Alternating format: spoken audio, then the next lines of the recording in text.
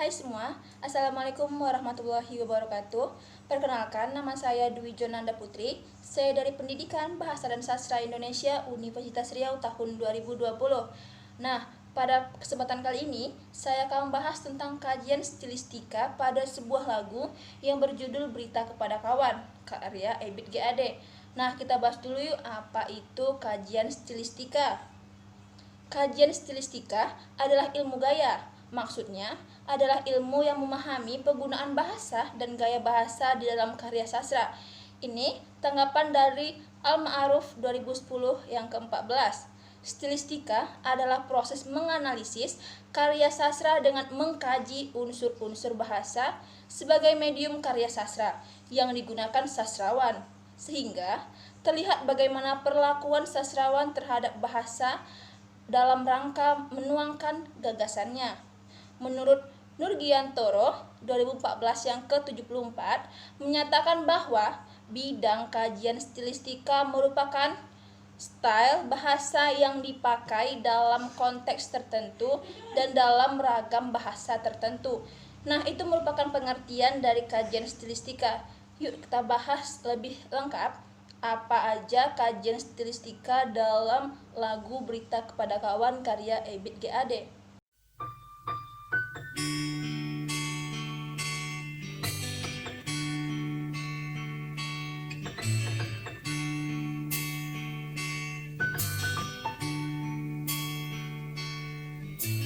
Perjalanan ini terasa sangat menyedihkan.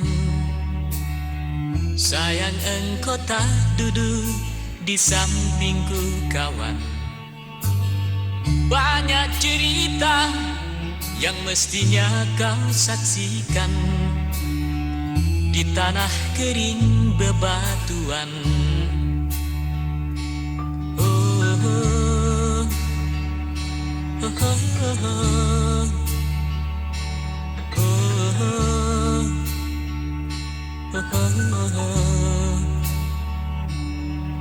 Setelah mengetahui pengertian dari kajian stilistika, sekarang yuk kita bahas kajian stilistika dalam lagu Berita Kepada Kawan karya Ebit GAD.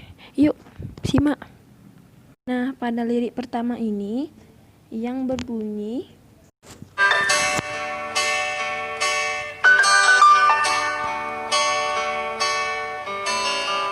Perjalanan ini terasa sangat menyedihkan. Sayang engkau tak duduk di sampingku kawan. pada lirik pertama ini menggunakan gaya bahasa atau majas pleonasme, yaitu gaya bahasa yang dipergunakan untuk memperjelas sebuah ungkapan. Pada lirik ini, yaitu memilih ungkapan perjalanan ini sangat menyedihkan, namun temannya tidak ada di sampingnya untuk menyaksikan perjalanan yang sangat menyedihkan tersebut. Nah, pada lirik kedua yang berbunyi, Banyak cerita yang mestinya kau saksikan. nah, pada lirik kedua ini yaitu menggunakan majas sinokdok, yaitu gaya bahasa yang menggunakan sebagian hal untuk menyatakan keseluruhan dari sesuatu yang juga sebaliknya.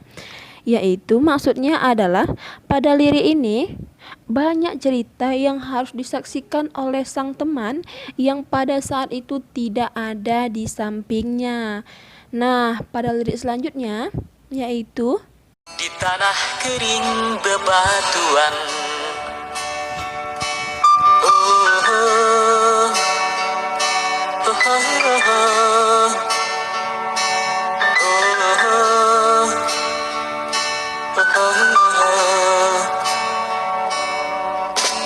Tubuhku terguncang dihempas batu jalanan. Nah, pada lirik ini menggunakan gaya bahasa atau majas hiperbola. Hiperbola adalah gaya bahasa yang dikemukakan dengan unsur yang berlebih-lebihan. Ya, pada lirik ini kita dapat mengambil kesimpulan bahwa tubuhnya terguncang dihempas batu jalanan. Pada lirik ini digunakan majas hiperbola yaitu berlebih-lebihan, yaitu tentang tubuhnya yang bagai dihempas batu jalanan. Nah, pada lirik selanjutnya yang berbunyi, Hati tergetar menampak kering rerumputan. nah, pada lirik ini juga menggunakan majas hiperbola, yaitu gaya bahasa yang dikemukakan oleh unsur yang berlebih-lebihan. Pada lirik ini yang kita dengar yaitu hatinya bergetar menampak kering rerumputan.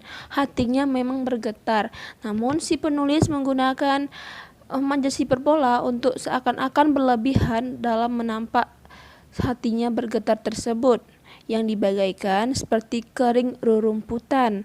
Nah, pada lirik selanjutnya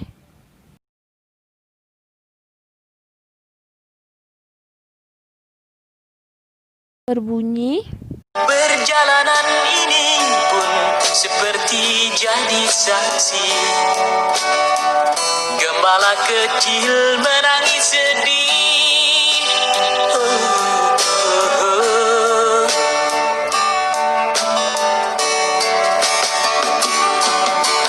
Kawan coba dengar apa jawabnya ketika ia kutanya mengapa.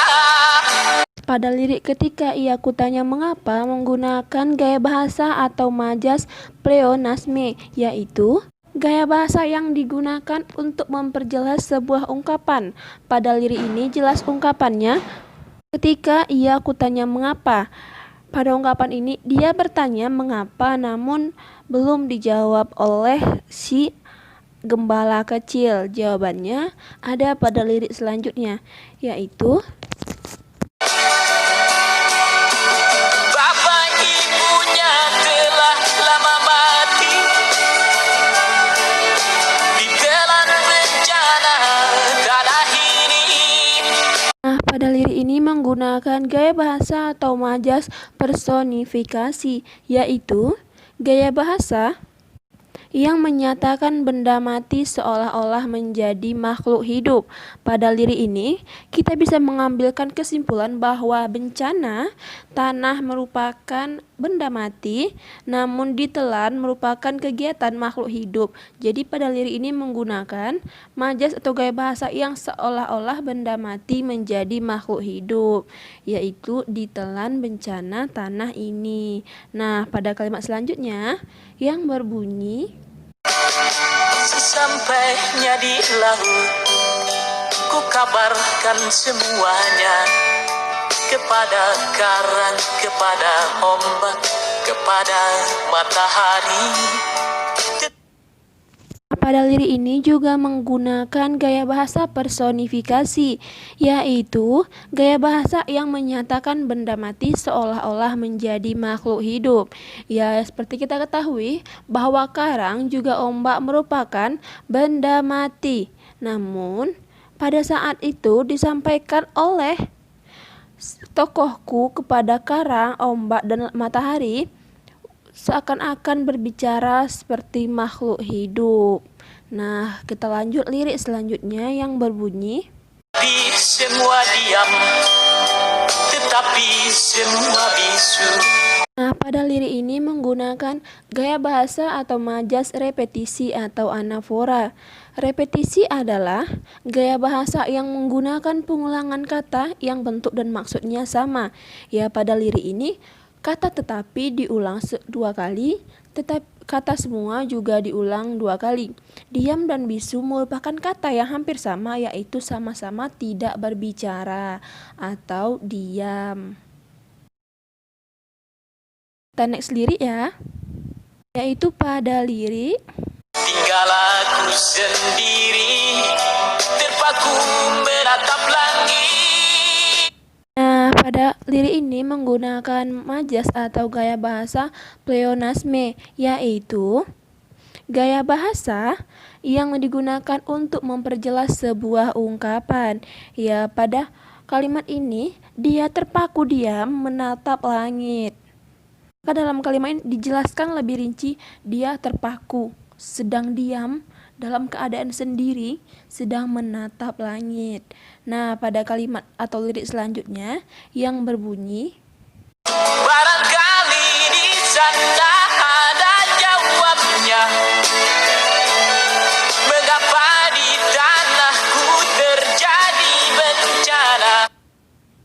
Nah, pada lirik ini menggunakan gaya bahasa atau majas sinekdok yang artinya gaya bahasa yang menggunakan sebagian hal untuk menyatakan keseluruhan dari sesuatu dan juga sebaliknya.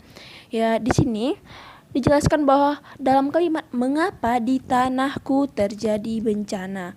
Tanahku dalam artiannya itu luas atau bumi ini. Namun dalam lirik ini digunakan sedikit dalam arti kataku yang bisa mengartikan secuil dari tanah dari bumi ini. Nah, kita next lirik ya.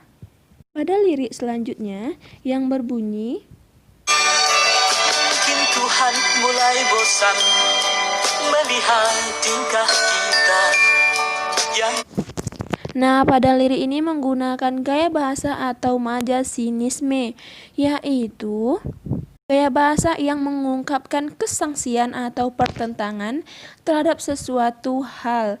Pada lirik ini kita bisa mengambil sedikit kesimpulan bahwa Tuhan mulai bosan dengan tingkah laku manusia yang selalu merusak dan bangga akan setiap permasalahan yang mereka buat. Tuhan bosan melihat manusia yang tidak bisa menjaga alamnya. Nah, pada lirik selanjutnya yang berbunyi, lalu salah dan bangga dengan dosa-dosa. nah, pada lirik ini menggunakan gaya bahasa atau majas ironi, yang artinya adalah ironi merupakan gaya bahasa yang menyatakan sesuatu pertentangan dengan makna yang sebenarnya. Ya, dari makna ini kita bisa mengambil bahwa manusia selalu bangga dengan dosa-dosa yang mereka lakukan, padahal Tuhan sendiri menentang setiap kesalahan dari mereka. Nah, itu merupakan maksud dari lirik ini. Kita sebagai manusia harus menghentikan perilaku-perilaku yang bisa membuat Tuhan tidak suka kepada kita dan mengirim berbagai macam bencana. Nah, pada lirik selanjutnya yang berbunyi, Atau alam mulai enggan bersahabat dengan kita. nah, pada lirik ini menggunakan majas personifikasi, yaitu gaya bahasa yang menyatakan benda mati seolah-olah menjadi makhluk hidup. Dalam kalimat ini yaitu atau alam mulai enggan bersahabat dengan kita. Alam merupakan benda mati, bersahabat merupakan salah satu kegiatan makhluk hidup, maka dalam kalimat ini disatukan. Jadi seakan-akan benda mati memiliki perilaku seperti makhluk hidup, yaitu bersahabat dengan kita. Nah, kita lanjut lirik selanjutnya ya, yang berbunyi, Coba kita bertanya pada rumput yang bergoyang. nah, pada lirik ini juga menggunakan majas personifikasi, yaitu majas atau gaya bahasa yang menyatakan benda mati seolah-olah menjadi makhluk hidup. Seperti kita ketahui, jika rumput merupakan benda mati, rumput tidak bisa berbicara ataupun berjalan. Tapi dalam kalimat ini seakan-akan rumput bergoyang. Bergoyang merupakan salah satu kegiatan yang dilakukan oleh makhluk hidup. Maka daripada itu, dalam kalimat ini dinyatakan personifikasi, yaitu benda mati seolah-olah menjadi makhluk hidup. Nah, itu merupakan lirik dari lagu Berita Kepada Kawan. Next liriknya adalah lirik-lirik yang tadi diulang kembali hingga tercipta sebuah lagu yang sangat menyentuh hati para pendengarnya. Ebit GAD berhasil menciptakan lagu yang bisa langsung menusuk ke dalam hati pendengarnya. Yang seperti kita ketahui bahwa setiap lagu Ebit GAD memiliki alasan tertentu mengapa dia menciptakan lagu tersebut. Nah, itu merupakan kajian stilistika dalam lagu Ebit GAD, yaitu Berita Kepada Kawan. Teman-teman jangan lupa saksikan konten selanjutnya tentang teori-teori sastra yang akan saya bahas pada semester ganjil ini. Okay, see you next time and Assalamualaikum warahmatullahi wabarakatuh.